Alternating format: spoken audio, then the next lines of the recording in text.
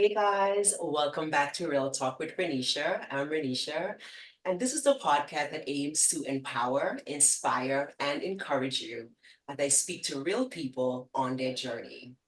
Today, my guest hails all the way from Arizona. She is the godmother of two and great godmother to seven. She is the CASA program coordinator. Please welcome to the show, Miss Veronica Davis, also known as Peaches. Hi, Peaches. Welcome to the show. Hi, Rennie. Thanks for having me on your show. Absolutely. So I'm just going to dive right in, Miss Peaches. Let's Tell us do a it. little, tell us a little bit about CASA. And actually, what does the acronym stand for? And a little bit more about that program. It's a very important program out there in Arizona. I think, a matter of fact, throughout the US, but you go ahead and tell us more about it. Yeah, so thank you. CASA is Court Appointed Special Advocates, and it's for children who are in foster care. We are part of the National CASA GAL program. GAL stands for Guardian Ad Litem. So, as the program coordinator, myself and I also have a part time coordinator, our job is to recruit, to train, and retain volunteers who speak up for children in court as they're going through the foster care system. So, all of our children are 0 to 18. A lot of children come into foster care through the NICU at birth. They may be born substance exposed, or there may be other children in the home who have allegations towards the parents of some kind of abuse or neglect. And so once those children come into care, our job is to see if we have a volunteer who's available to be their voice and walk with them through their journey in foster care. That journey can be really long. It can take upwards of 2 years sometimes for Wow. those children to reach permanency, which means they're either going back home, they're reunified, the parents have successfully completed services to remedy the issues that brought the children into care, or they may go into a guardianship or adoption.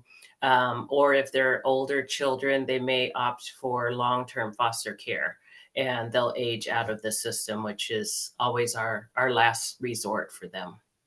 Wow. So a CASA is mainly someone who is advocating for a foster child while they're awaiting to be placed, or like you're saying, go back into their home. Correct. So yeah, they're just everyday citizens, Mhm. and we recruit them at events throughout the community, or they find us on our website or somewhere on the national website, and they just really have a heart to serve children and to help them through a really difficult time. That's interesting. I actually thought that foster children had lawyers that were right, Guardian. yeah, that were prescribed to them before Yes. this process. I did not know that there was someone else in between, those Yes. steps. Well, and with the CASA, because these are volunteers, and they can choose to work one case or they can work 3 or 4 cases. The attorneys are assigned to a bunch of cases. Mhm, So really, the CASA is the only person who really knows that child because they meet with that child one on one. mhm. And not just for, sometimes the attorneys are so busy, they're only meeting them for 10 minutes in the lobby before court. So there's not a relationship there. And part of the responsibility of the CASA is to develop a relationship with the child so they can provide that unique perspective to the judge that nobody else on the kids team is going to have. They have an attorney, and then there's also a legal guardian ad litem, which is an attorney who also looks out for the child's best interest. But again, that's on a whole nother level from what we do, just getting down and dirty with them and, getting personal and getting to understand. And, we have one CASA, she's been with us here in Yuma County for 20 years. Wow. No, I'm sorry, 25. She'll be 25 Whoa. in February.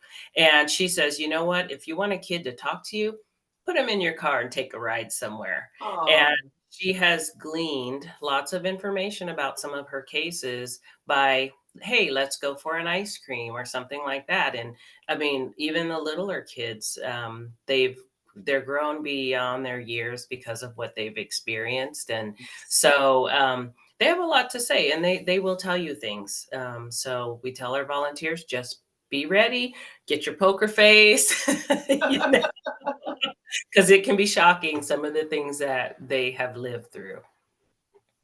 Oh, interesting. It's funny, I have not heard about this program here in New York.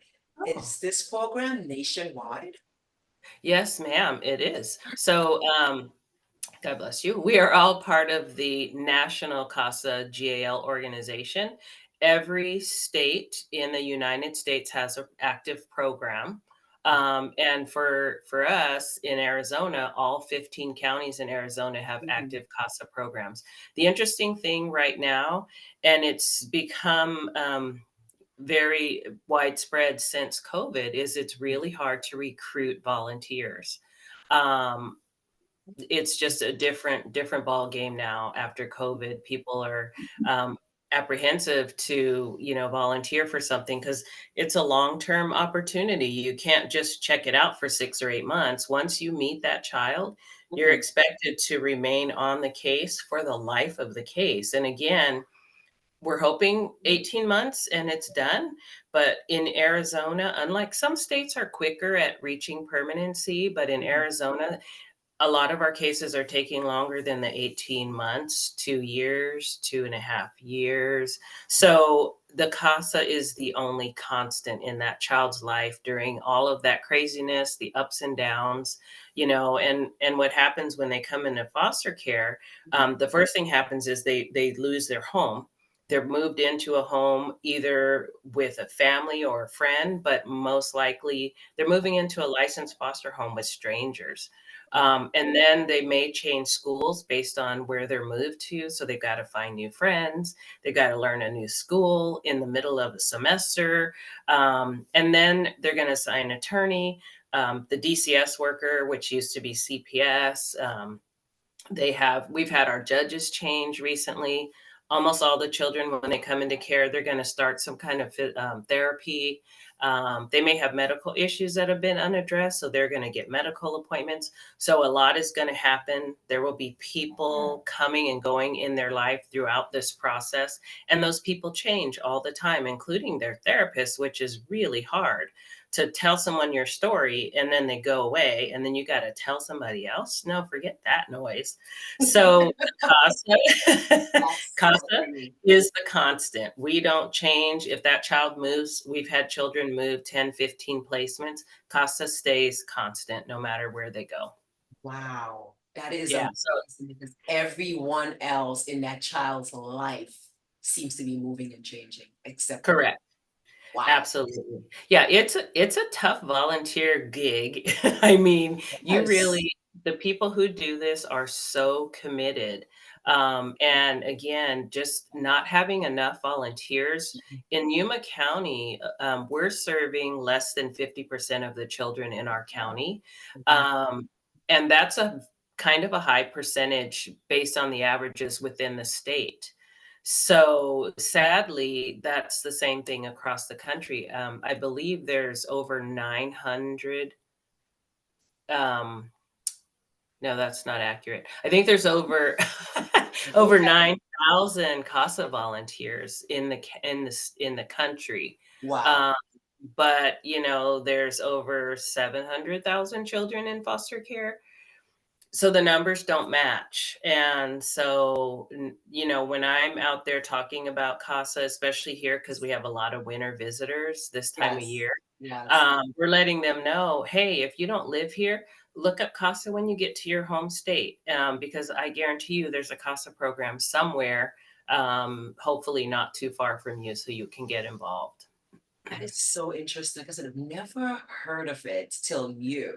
So that Yeah, means I haven't heard of it. I'm pretty much out there for the most part of what I do for work. That means there's so many other people who as well have not heard correct, about this program. That's amazing. correct. And of Yes, course, we know foster care For foster parents get paid to be a foster parent, but the CASA is all volunteer. So Correct.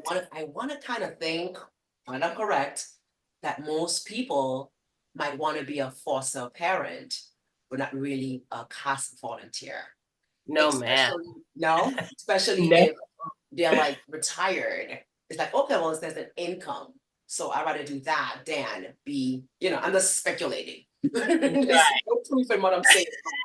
Just totally speculating, but it kind of like makes sense. Well, I can take care of a kid and be paid for it, or I can take care of a kid and not be paid for it.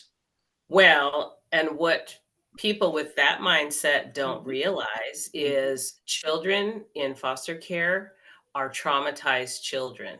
Yes. So those children have traumas that you may not see initially. They may on the outside look like your average everyday child, but Correct. they are not. When a child has experienced these traumas, they've had Mhm. to live in fight, flight, or freeze mode. They've had to come up with interesting coping mechanisms to Absolutely. survive their Yes. own home. Yes. Um, Yes. those are not your average children. Oh, They cannot be treated the same, and again, we've got 7, 8-year-olds who are putting holes in walls and hurting foster parents and other children and turning up desks, and they need someone who understands, and the people who are in it for the money would be really surprised, or if they got in it for the money, mhm. really surprised that, "Oh, this doesn't really quite balance out what I'm getting paid and what I have to do." So even foster parents have to be committed to taking care of someone else's damaged child. I hate to say it that way, but the children that come into care are damaged. Just the removal, studies have shown, being removed from your home, no matter how dysfunctional and abusive, that's the only thing you know. You know Absolutely. how to fight, flight, and freeze. You know how to survive. And you go into this home where there's rules and stability and calm, and Yes. that's going to cause you some turmoil, you know? Absolutely. So, yeah, so foster parenting is not for the faint at heart. Being a Mhm. CASA, not for the faint at heart. Because we're having to make really hard recommendations about what's happening with these children during their course of time in the foster care system. And sometimes it's contrary to what everyone else is recommending. But we only have one goal is to look out for the best interests of those children. And it may not be what everyone else wants to hear or what they think or feel about the child and the situation, but that's our job.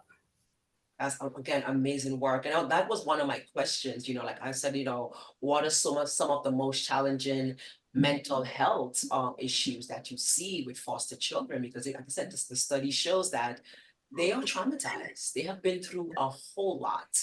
And for Yes, someone who doesn't understand that, because they might look like regular children, but what they've experienced in life already at age 8, 9, 10, even younger are just correct. are just absolutely incredible. So they need even more love and more special care than Right. what a normal child would need. For sure, and someone who understands that, "Oh gosh, I've raised 5 kids. I got this." "Oh, no, you don't. These are not your 5 kids that you raised from birth who know the rules in the house and have not been traumatized. They've never been beat or left to fend for themselves and there's no food in the house or, the houses that are just filthy beyond belief and, children going to school without bathing for weeks on end and things like that, those aren't your children. Those aren't the children you raised. And so each time a foster child comes into someone's home, Yes, um, they have to be prepared for anything correct. because you don't know everything. You'll know some of the stuff that has happened, but maybe even the professionals haven't learned all those details yet. Correct. So you don't know what those behaviors and those outbursts could look like along the way. So the foster parents have a really tough job. You are correct. And I'm glad you mentioned just because you've raised 5 children on your own does not mean you are ready and qualified to raise a foster child. Because a lot of Correct. foster children are abused because when they act out, the foster parents have no idea how to handle that. Correct. And the licensing agencies, when you get licensed to be a foster parent, you go Mhm. through some trauma training and things like that. And Yes. so you gain some understanding of the big picture. Um, but how much ongoing training are you getting? I mean, that's not a one and done kind of a thing you need to learn because, again, if you're Mhm. fostering more than just one child, you've got to adjust to the different behaviors, the Yes. different responses to the same thing. Mhm. It's not Yes. always gonna be the same. So, yeah, it's really tough. Wow, this is an amazing program. Now, how did you become involved in this field? How did this become your career? How did this start for you? Yeah, so, I have no children of my own. I Oh, don't know, God has a perfect plan, and he has not revealed it to me, but I'm seeing it play out every day of my life. Um, and so always thought I'd have children, and that didn't happen for me. Always thought I'd adopt or foster children. That didn't happen for me. When I first moved to Yuma in 2008, I was going to community college, and there was a sign on the board for become a CASA advocate. I had never heard of it. But then when it got down to the part about the training, you had to go to Phoenix for three days or something like that. I was like, oh no, I can't do that because I'm working.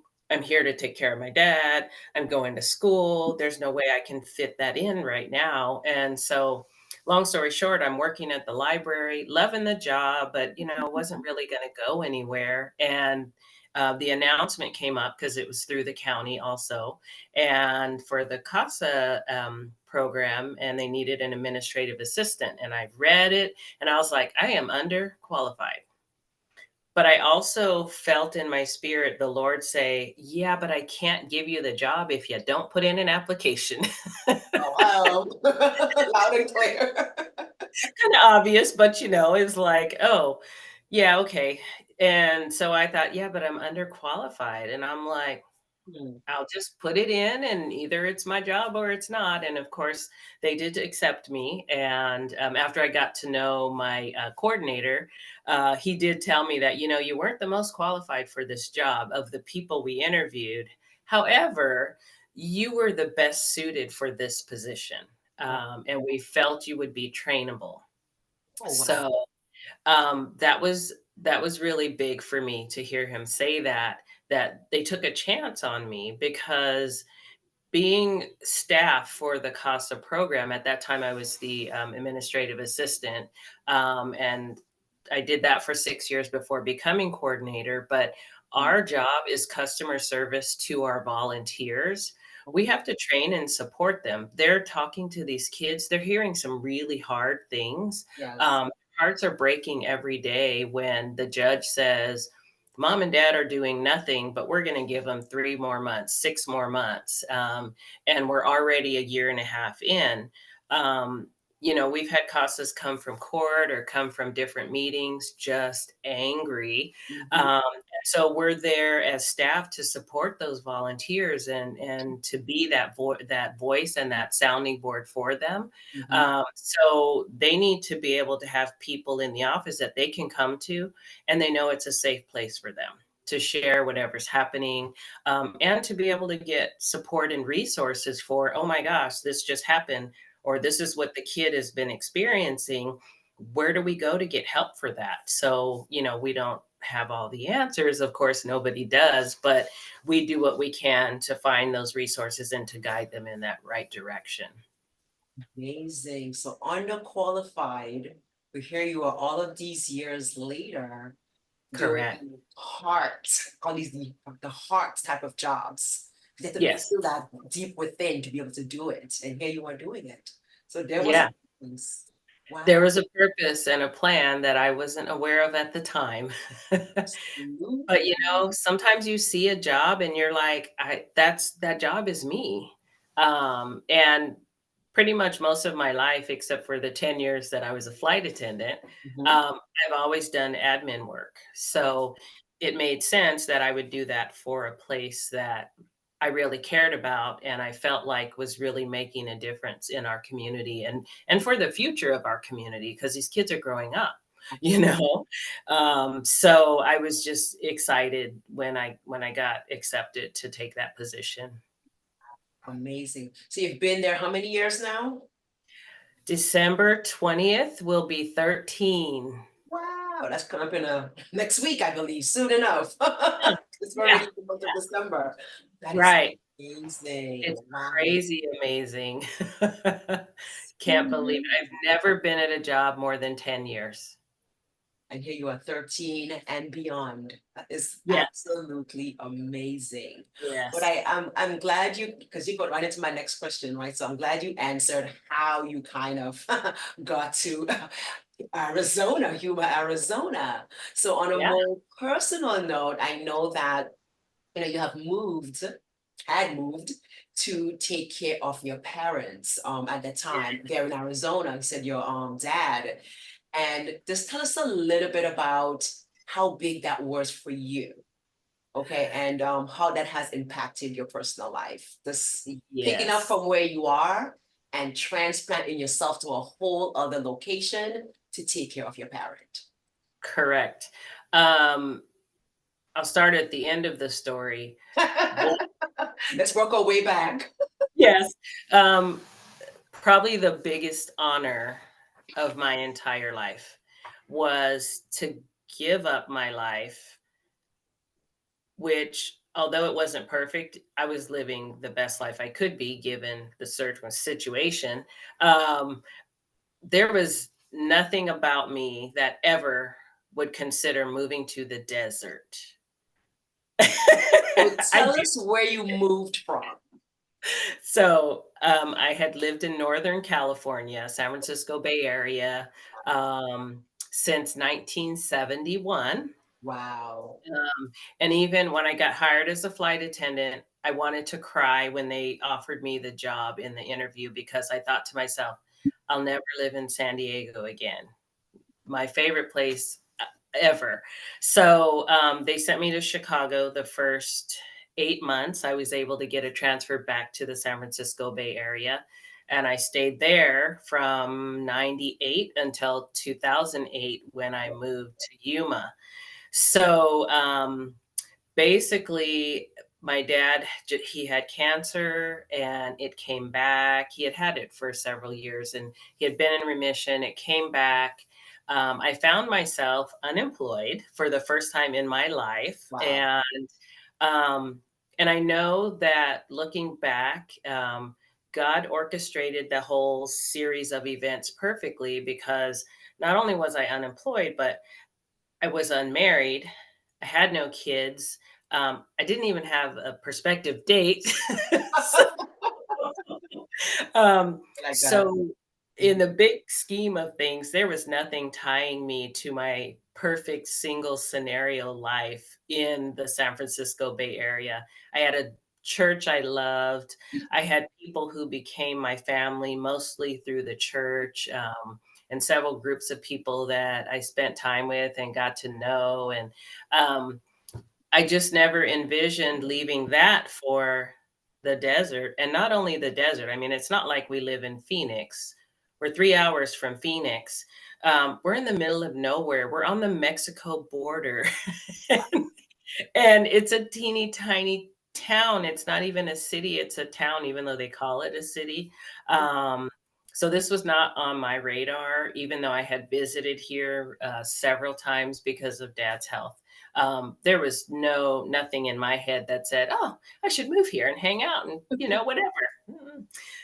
So, it was really rough when the point came. Actually, it wasn't really rough, but, I knew that God had decided that I was going to Yuma, and I came here for Christmas because Thanksgiving, my dad was really sick and he had a lot of things going on, and I Mm. was unemployed at that point. I had lost my job at the airline, and so I was thinking, I guess I should go for Christmas even though I can't afford to go. But what if it's his last Christmas and I just don't go because of $300? I mean, that's nothing. Okay. So I came, and before I left, I clearly heard the Lord say, "You need to move to Yuma." Yeah, right? Panic set in. Yes, yes. Panic set in because I had been here in the summer to visit when my dad was ill. I was like, "Okay," I got home and I said to all my friends, "You guys have to pray because the Lord said I was moving to Yuma." And every single one of them said, "But you hate the desert." Every single one. And so I was like, "I know, that's why it was God, and you guys need to pray because if I misheard what he said, like visit the desert for a few months or something like that, that would have been better."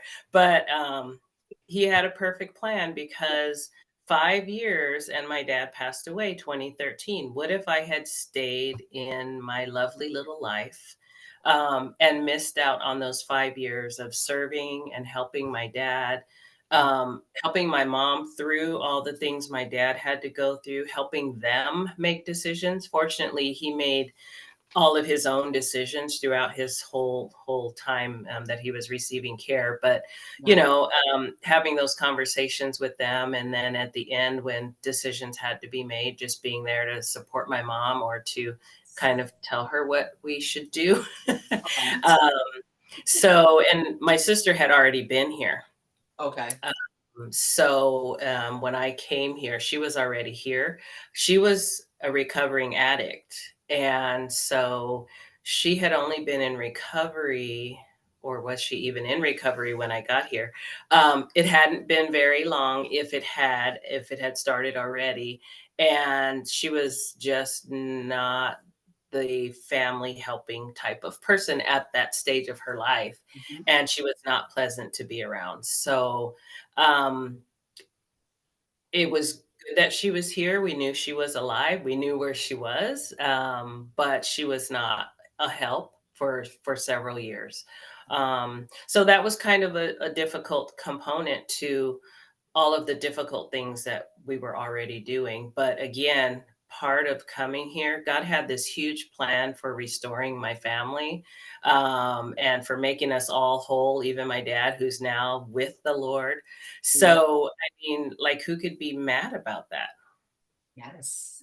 Even when it's 115 and it's humid, who could be mad about that? I know the summers are rough in the desert. I hear Yeah, you. unbelievable. I mean, I complain about being sometimes 100 in the summertime in New York, but I know it's nothing compared to the desert heat. That much I can Yes, acknowledge. nothing like Yuma in the summertime. Do you know what I love about this story is that here we are making our own plans, living our own life, doing our things, and then God intervenes. He says, "Okay, I'm going to interrupt those amazing plans, Right. and I have a better one for you." Mhm, It's mhm. usually a better plan, It's but always a because better plan, always a better plan, right? right? Because we are in our own groove and have our own plans and have our own agenda and our 5 year Right, plan, our 10 year plan. We don't think it's a better plan. But what right. is so important because what if you hadn't listened and you'd have missed out on those amazing years with your dad that you can never, ever, ever Can't get it replace? back. Can't Can't get it replace, back. can't get it back, you know, No, and you helping your mom take care of him, you can't get those back. If no, you missed out on it, that's it. no, And there's no. That would have messed me up to have missed out on that, and there's nothing you can do once he's gone. So Mm, it was a better plan. It was the best plan because again, right. look where that has put you as this, the CASA, Yeah, the coordinator right now, and you're doing a job that I know that you absolutely love because I it's a do love. heartfelt job. So Yes, definitely you are in the right place. So absolutely. yes, tell us a little bit about what it's like to be a caretaker, because I know that a lot of grown adults who now in the second half of their life are taking care of their parents. And we say, right, our parents, so, we all do, there's a saying, once a man, twice a child. It's a Caribbean Uh, saying, right? And okay. it's true. It's true. Yeah, So now Yes. here we are midlife, and our parents are definitely older, and we may have to take care of them one day. So how was Yes. that? How was that? What was that like for you? You know, Um, it was interesting to say the least, because at first I was kind of helping from a distance. yeah, Um, Something would happen and I'd fly in, and okay, that was really stressful and difficult because being a flight attendant, you're only on standby, so you don't even know if you're getting on a plane. okay, Um, but so it's a little harder to help work through the issues when you're not here seeing it for yourself because it's always different. By the time I got here, I'm like, why didn't you guys tell me this? And they're like, well, we didn't think about it because they're living it every day. Um, but, I think making that decision or accepting God's plan for my life at that time, um, looking back, I couldn't imagine not being here through those final years. I think that I mean, and it's different for everyone. I don't condemn anyone for whatever decisions they make for how they're running their own life. oh, But I think that, our parents have given us so much. Even I have friends who have had hard relationships with their parents all their lives, and they're taking care of their parents. right. Um, and the Bible says to honor your mother and father so it will go well with you and you will live long on the earth. I think it says something to that effect. Correct. And um, I think when God gives you that specific command, you don't really have a choice. Um, and I also think that you can't ever, there's not a better thing you can do. I mean, being a parent is the biggest thing. But, when you get to this stage of life, I mean, like I say, I was single, still hoping for a husband and thinking that's not going to happen in Yuma. So this is not a good idea. But really, I said, you guys have to pray because if God's telling me that, I know it's going to happen. I don't want to make it happen and I'm going to be miserable and fighting the whole way. I Mhm. want to surrender and I want to go. Um, I think family is so important and we don't have another family. I have friends that I call family. It's the next best thing, but it's not the same. And so I think we have to do what we can to keep those relationships intact, to show up and do the hard stuff. Yes. And we won't ever regret that. Even if those relationships don't mend through that process, because sometimes that happens too. But I think we don't ever regret when we've done our part. Absolutely. I love that you said family is everything. It breaks my heart whenever, whether it's clients or there's people that I know in my personal life that don't have a relationship with their parent, either their mother or their father. I That can't imagine. yeah, just being estranged from your parents for 5, 10, 15 years. Yeah. How does that happen? And I mean, I know how it happens, but it Right. breaks my heart to hear that. Right. Right. Breaks my heart Yeah. to 'Cause I couldn't imagine living that way. hear Not knowing, not feeling like if I picked up the phone to call, they probably won't talk to me, so I'm not even gonna bother. I mean, what do you do with that? exactly. And what I've found is when you pick up the phone to call, most likely they'll talk to you because they do want to talk to you too. Right. They want Somebody's talking to somebody them to make first. the first move. Exactly. Yeah. Exactly. Yeah. So most likely they do. But it just breaks my heart. It really Yeah. breaks my heart when I hear these stories. It does, and especially for me because I mean, there's no perfect parents, Mhm. but if there were, mine are pretty close, you know? Awesome. Yeah, and so we haven't had that estrangement. We had that challenging situation with my sister, being addicted for years, and we didn't know where she was. But what we did know was if it was Mother's Day, Mom's birthday, or Christmas, we were guaranteed a phone call from who knows where, because she grew up in the same house. that was important to her. Family was important, and even in her addiction, she knew what she had to do. And so, I mean, it just really is something that, there's nothing else like family. Yes, but it also says that, you said that she was addicted and she knew what to do around certain times of the year. So that means to me that your parents did something right, where even in Mm, those, awkward moments throughout the year, there was going to be a. right, So I do like right, they did something right, yes, even with her. They did something right. uh-huh, Get that phone call, whether it's 2, 3, or 4 times a year, they still got it. yes, Excellent. right, you knew it was coming, and, it just told them she's still alive and she still loves us. She's calling, absolutely. Right.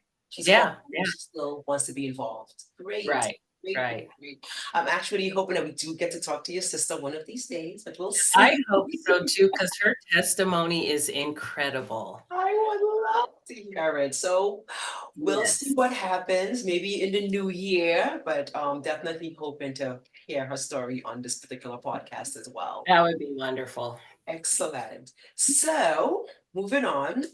You mentioned in your bio that you are starting on your bucket list. What are some of the things on your I love bucket list? What are some of the things on your list? And So what made you begin to take advantage of it? Why like, oh, this year or next year I'm gonna start crossing right. some things off my list. What made that move for you?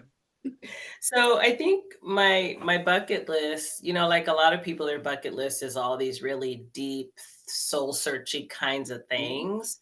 Yeah. Um, and I think mine is more like stuff I was always too afraid to do. Yeah, love that. Yes, me You too. know, and it used to be more traveling type things, Mhm. and honestly, after COVID, talking about family and friends being the next best thing, when my 60th birthday rolled around and I was trying to figure out, I'm like, "I gotta do something meaningful and something memorable," and the only thing I could think of post-COVID, because that was, what, a year ago, a year and a half Mhm. ago? Only thing I could think of was, I need to be with my friends. I Yes, don't need to go take some fancy trip with a bunch of people I don't know and seeing all yes, these amazing things. I could do that any day. yes. Um, but we don't know if our friends are gonna be here tomorrow, and COVID really taught us that. And so it was important for me to go and be with my friends. That was something that I think, is on my list continuously, is to spend time with friends. So the first real bucket list item, I have always wanted to play the piano. And so, it was just like not something I ever put on my agenda. I just knew it was something I wanted to do down the road. Mhm. And so, um, friend of the family, a 10-year-old twin girl, she's the sweetest thing, Sarah, Mhm. started playing piano. Her mom bought this $100 upright piano, this old thing that they had it tuned and it's beautiful. And all of a sudden, Sarah's taking piano lessons, which was fine. I never heard her play or anything. But Mhm. then they said, "Hey, do you want to come to the recital?" And Oh, so, of course, we're coming because we're family to them. So we're like, "Yeah, we'll come to the recital." And I'm sitting there going, I should be doing this. I oh, really wanna do this. But what was most impactful, and she's super shy, so I almost thought when I saw them arrive, the look on her face, I'm like, "She's not gonna do this. She's just no way she's gonna follow through." So nervous, and she's super shy, and she did it, and she did it well. And I chatted with the teacher after it was over. She said she taught adults, but she didn't teach in the evening. I work 8 to 5, so I was like, whatever." mhm. Well, we went back to the house with the family, we had some lunch, and then Sarah gave me my first official piano lesson. Oh, look at And she's this. a good little teacher. She was so cute. She goes, "Okay, wait. So try it like this. Yeah, you have to do it like this. So let's try it again." She was so cute. Wow, lovely. And so after that, I was like, "You know what? I'm gonna follow up on this. I'm gonna call her teacher and, see what I can do, see if she has referrals for other teachers." Because again, she wasn't available. And Some time had gone by because I had a trip planned to go see my friends and family, and came back and I got right on the phone and I found a lady who actually lives less than a mile from my house, and Wow. so I'll be starting with her hopefully in January.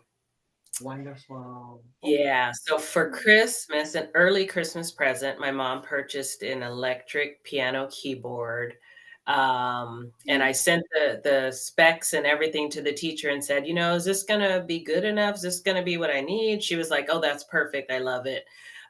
So I've been doing some, preliminary practicing with this, it's called Hoffman Academy online, and they give free piano lessons.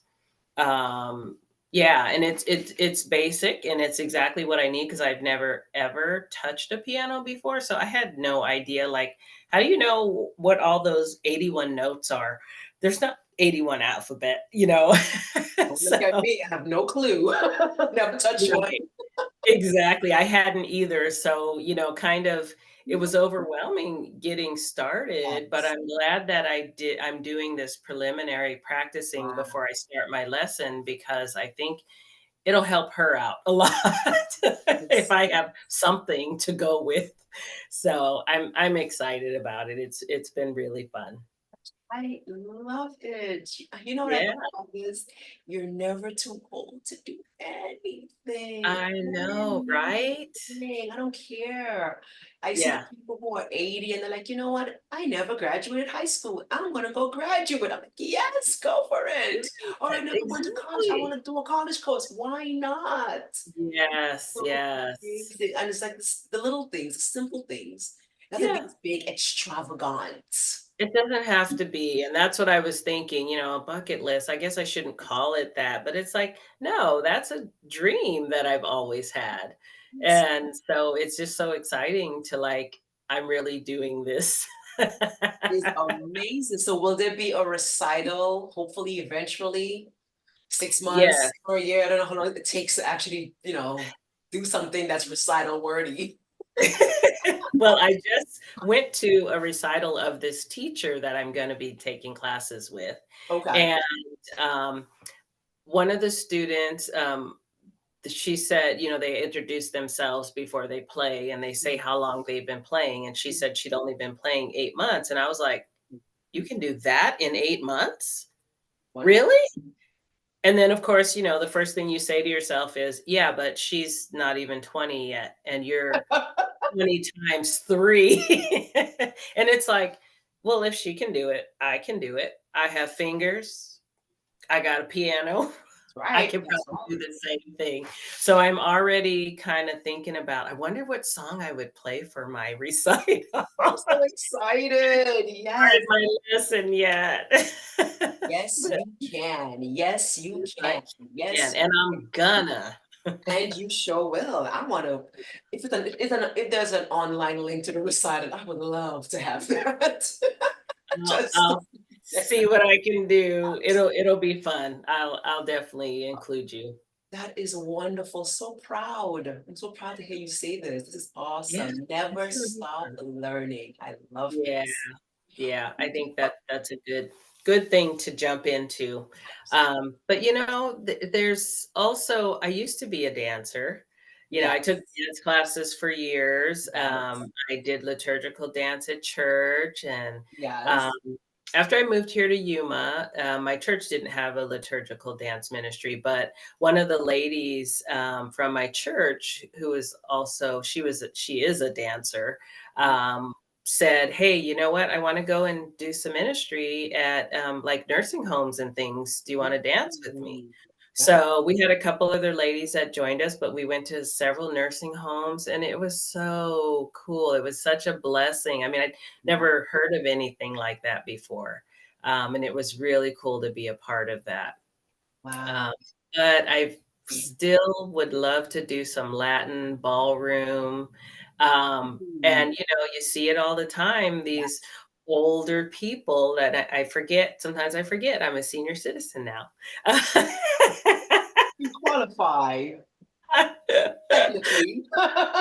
Technically, on paper. Yeah. Um, So yeah, I wanna dance again. It's definitely not gonna be the same as it was before because I got knee and foot stuff going on, but you know what? I can do something. I can do some dance. Mhm. So I'm looking forward to trying that out again um, Absolutely. and learning a new type of dance. I mean, I've taken a Latin class here or there, but Mhm. not enough to really do it. So, Wow. that I think that would just be something fun to do, you know? It is. One of my guests on here, Mr. Ray Hodge, he's a dancer and has been a dancer for many years. And he is someone who suffered from depression. Oh, Many wow. And dancing was one of his coping skills, one of his coping mechanisms. And even to date, he says, hey, I'll be on the street sometime, I'll hear some music, and I'll just start dancing. And I was like, Good yes, for absolutely him. love it. Yes. That's awesome. So, Yeah, and, music is healing to the yes. body, to the mind, to the soul, and I know that they use music for, Mhm, like, Gabby Giffords is one of the, senators here in Yuma years ago, mhm, probably since I've lived here, probably 7 years ago, she got shot in the head, mhm. and they showed her doing some music therapy, and Yeah, I've always known music is good for the brain, yeah, and we all know that there are some brain changes that take place as we age. I mean, yes. we should all still be able to live independently unless we have some diagnosis, but in general, we don't have to expect and wait for our brains to deteriorate to where we can't function on our own. But I also think music isn't gonna hurt that one bit, you know? So That's if we can do something to preserve and even boost that up a little bit, I think piano is probably gonna help with that. Yes, I think so too. Music Yeah. is definitely one of my number one go-to coping skill with clients. Uh-huh, 'Cause uh-huh. it Yeah, changes your mood. It can change for your mood sure. instantly. Oh, yeah, for sure. You hear a song, even if you didn't know you were in a mood. You hear a song, and then, it changes everything. And there's so many kinds of music and genres and because Latin and French and you Mhm. you want it, you got it. If you need to Right, get right. that boost, music Yep. is your way to do so. So wow.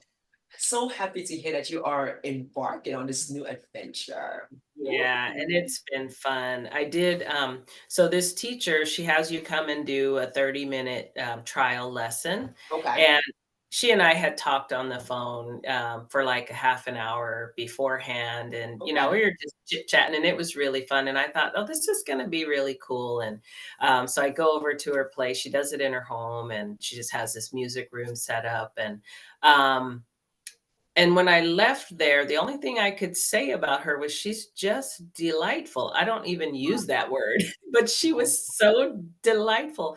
And what I've come to know, so at her recital, not only did the students play, but she had a couple of the musicians from the community come and play a couple of numbers with her. Mm. She is an incredible violinist, and to see her passion and her love for music and just the way she looked at her students, Wow. when they were playing, and she was just, so grateful and passionate for the music. And so I was like, "Oh, man, this lady, she was really fun just to sit there and work with." And funny story, so when I get there, we do the initial chit chat, and she goes, "Okay, show me how you sit at the piano." And I'm like, "I'm sorry." But I said, "I've never sat at a piano before." She goes, "But you have all this musical background." I said, "Yeah, I talked about all that musical background. There's no piano in any of that. There's no piano in marching band and drum corps and flag line. There's no piano. True. I literally never touched a piano. I don't know the first thing about a piano. I didn't know there were 81 keys. I didn't know the significance of the black and the white keys. I knew nothing. And she was like, "Oh, okay." I said, "So I'm not sure if you want to work with me." Started from scratch. Right. And she was like, "No, no, no, we got this." I played 3 songs that night in 30 minutes. Not and I don't know any of the notes or any of that. I played 3 songs. So, Wow. um Yeah, I mean, they were baby songs, but I Um, played 3 songs, so I was like, "Okay, this might work." that sounds So, amazing. That sounds it amazing. My it is next I was gonna say my next question is about self-care. Do you use is this part of your self-care routine? Tell us about that. What do you do for self-care? You know, it's interesting because, self-care is such a big thing now in the field I'm in, self-care is Yes. huge.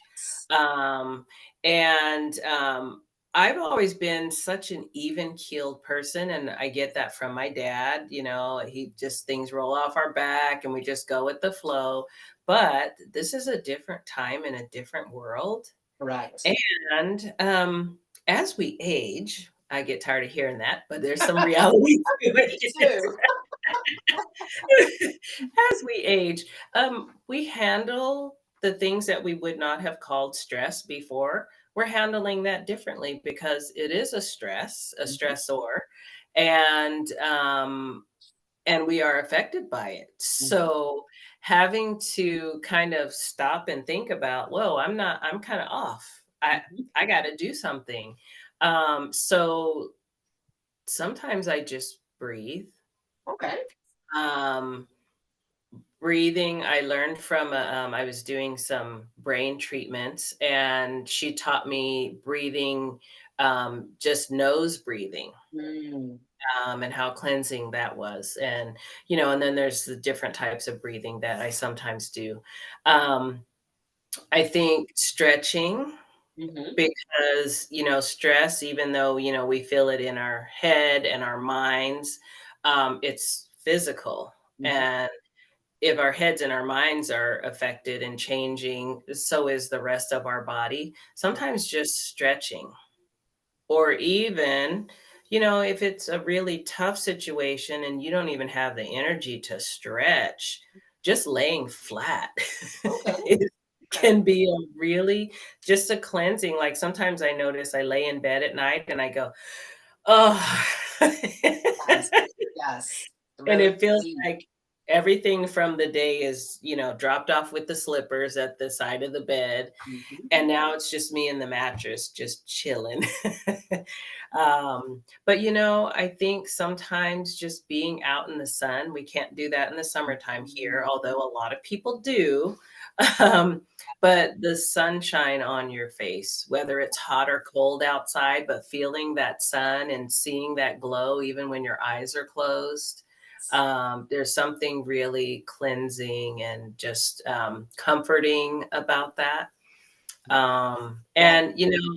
Yeah, definitely the warmth of it. Praying, Yes. music, I love Christian music, and singing praises to the Lord, is the absolute most cleansing and healing thing we can do for ourselves. And I think friends, just having people to talk to. Sometimes we need to talk things out. Um, Absolutely. Even if we don't need an answer, sometimes we still need to say it out loud to somebody we know that cares. And that just feels good to get it off of you and out of you. So I mean, those are the main things that I do. Sounds good. And we call that venting. Sometimes we just need Yeah, to vent to someone, just to get out, I to vent to yeah, someone. Absolutely. Nothing wrong yeah. with that. If you have friends who care, absolutely. There's Mhm. nothing wrong with that. But Yeah. again, it's all these great little things that we Mhm. should be doing and can do. Yes. Yes, absolutely. Yeah. Because nowadays talk about the stress, but people are burnt out. People are so People, burnt out. People are working so many hours. Every single yeah, one is stressed out from their jobs. right, Not most of us are doing jobs that we are passionate about and we love. absolutely. We're just Yeah. working to make that paycheck. And we are Mhm. stressed and burnt out every single day. And it Right. becomes so much more vital to have a routine, to have a Mhm. system in place. So when I feel this way, that is my go-to. Right, Um, right. Yeah, and for a lot of people too, yeah, trying to make ends meet, working so hard, but still behind the 8 ball every time, thinking, "How am I ever gonna get caught up or get ahead or be able to save for my next car?" Or, "Am I gonna make the house payment next right. next month?" or 3 months from now. And so it's a lot. It's a lot to live under. Yes, it is. But even under those kind of situations, you still have to remember to take care of yourself. Absolutely, Even to absolutely. be even more so because you're Mhm. just so much more stressed. You're Yes. juggling two jobs, you're juggling kids, home. How am I going to pay for this? How am I going to? You really have to really take time, and even if it's just breathing, Right, right. go to Yeah, you have to do something. you have to do something for yourself because you Yeah. feel so much more.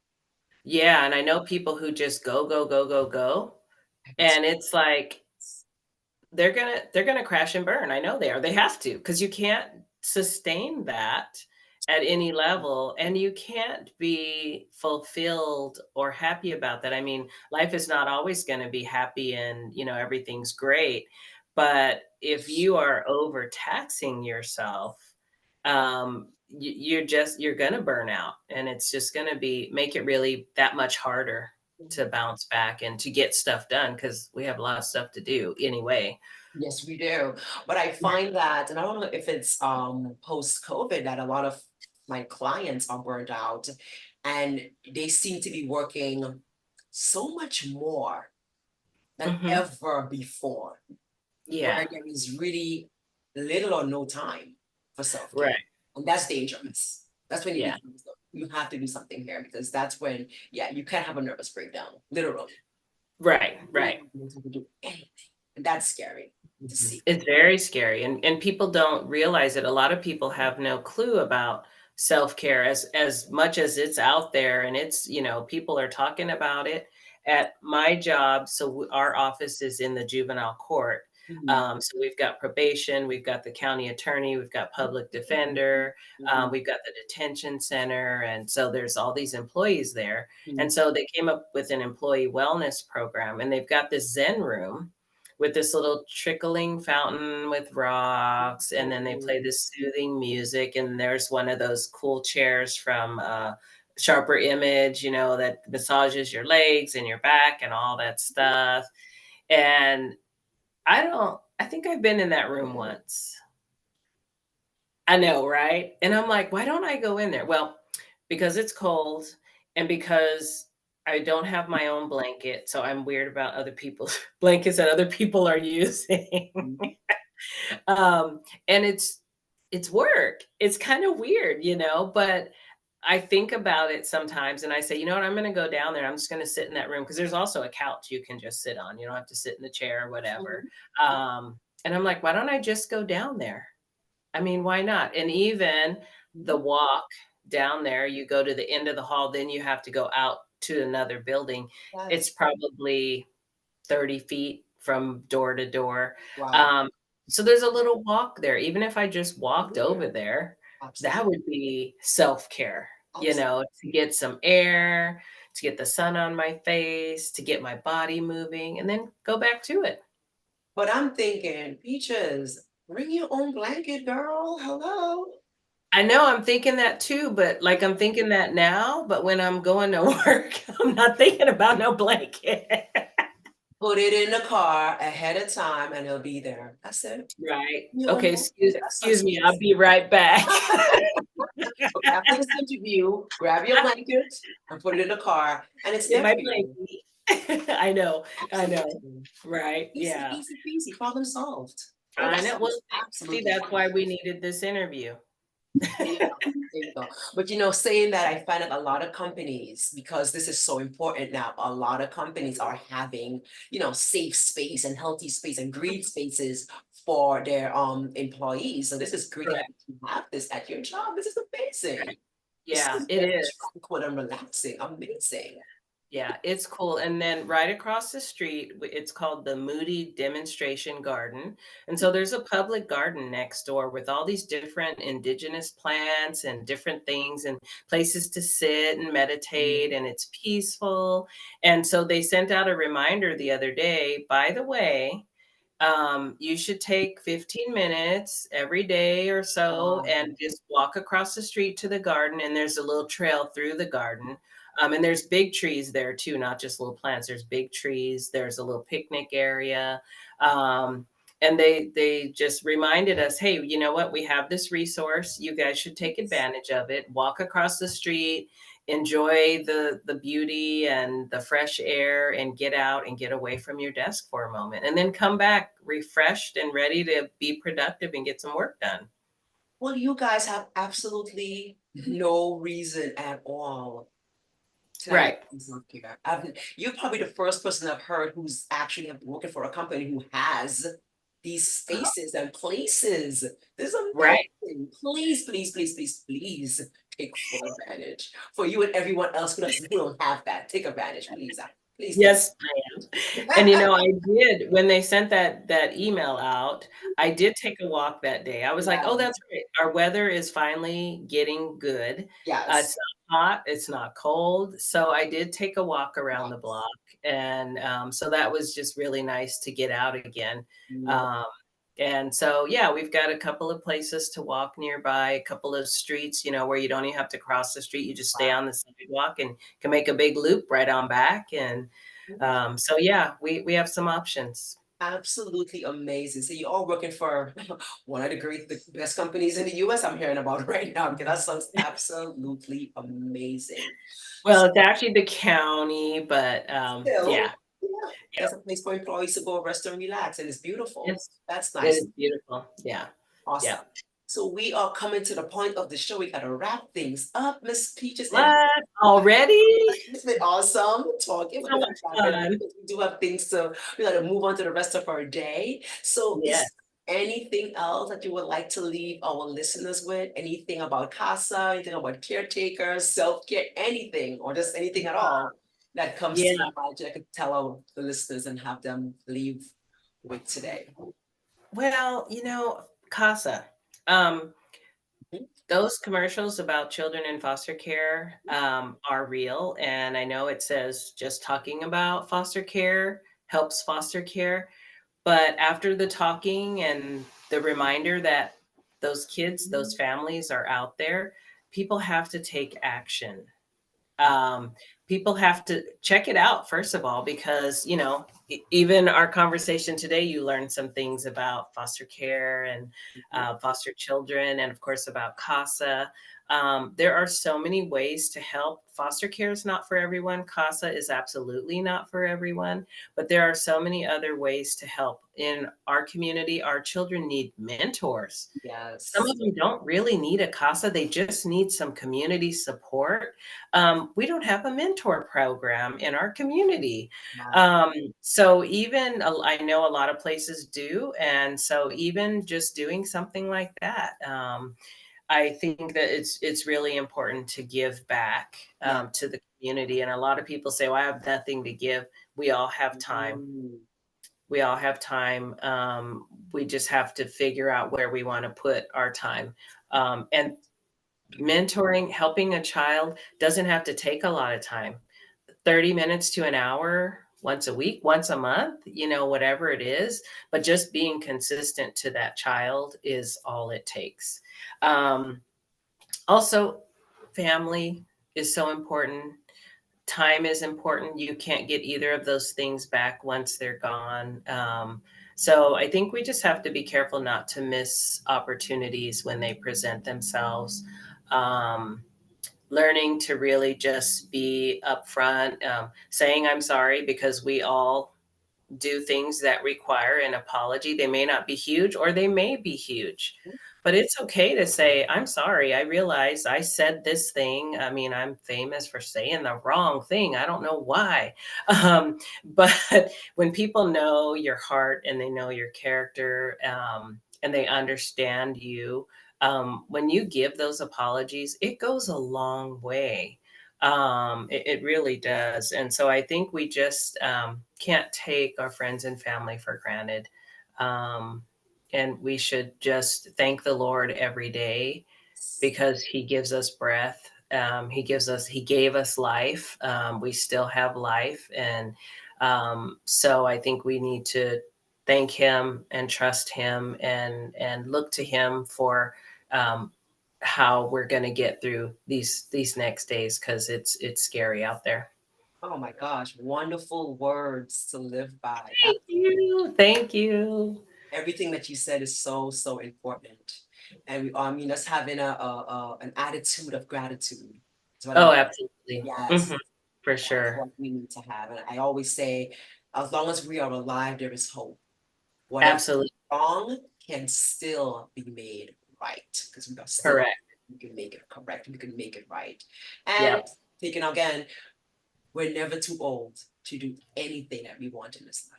You have just Never too old. inspired me, and I'm sure a whole lot of people's gonna watch this, that you're never too old to start anything, whether it's dance, True. whether it's playing a musical instrument, whether it's picking up whatever, going back to school, whatever it is that you want to do, you can Absolutely. you can kind of You believe can do it. it.